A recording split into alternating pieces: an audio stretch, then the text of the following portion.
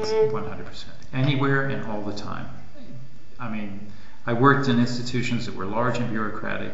I have to tell you, never once did I find really serious barriers to changing things if I thought they were right. I had a good argument for them and I was prepared to stand my ground. But not for change's sake. Changing things because you think you need to be seen as changing things is not the right model. You really have to stop and ask, does it need changing?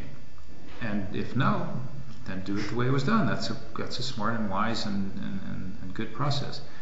But don't be afraid to change things when you think they don't work.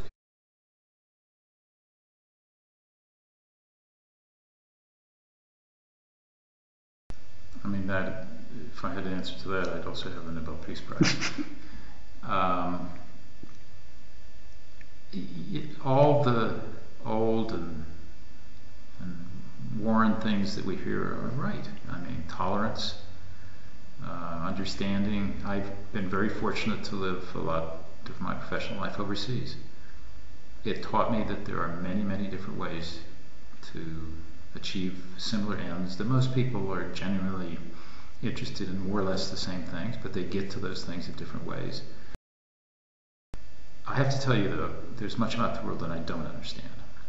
I don't understand why in the 21st century we're in the middle of another religious war.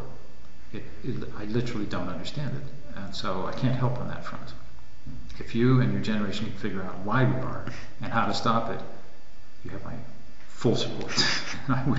But do it quickly, please. We need it. So great.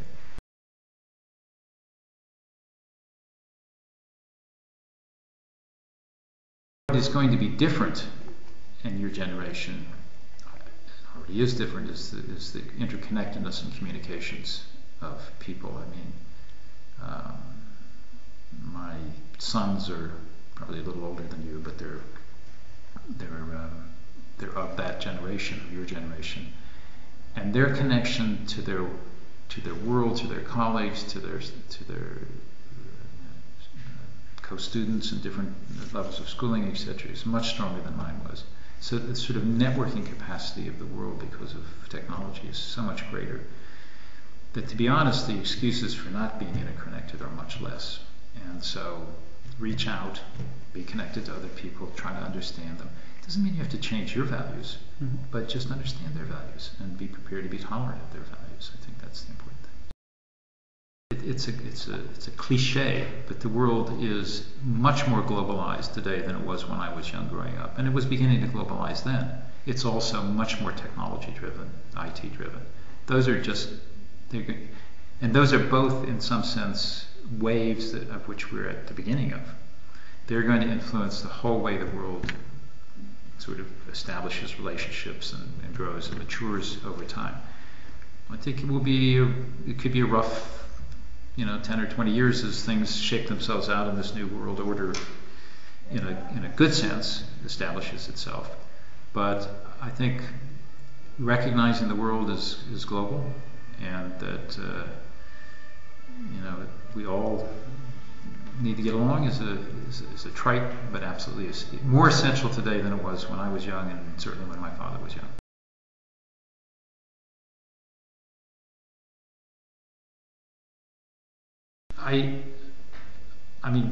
I would basically, I think, advise your generation in two ways. For 3 ways.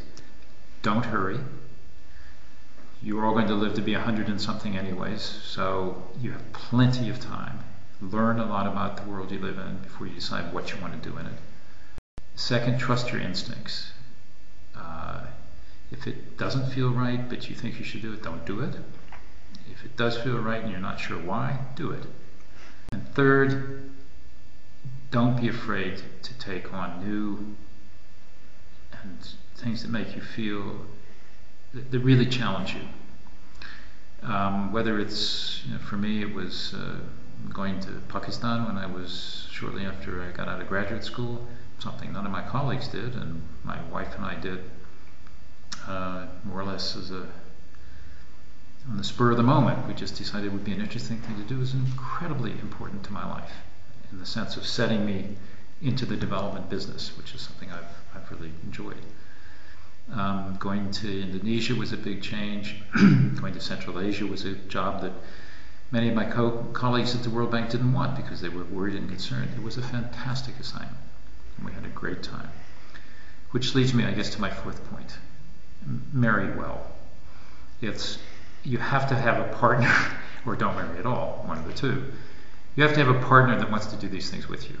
And if you do, it can be just a phenomenal time, great life.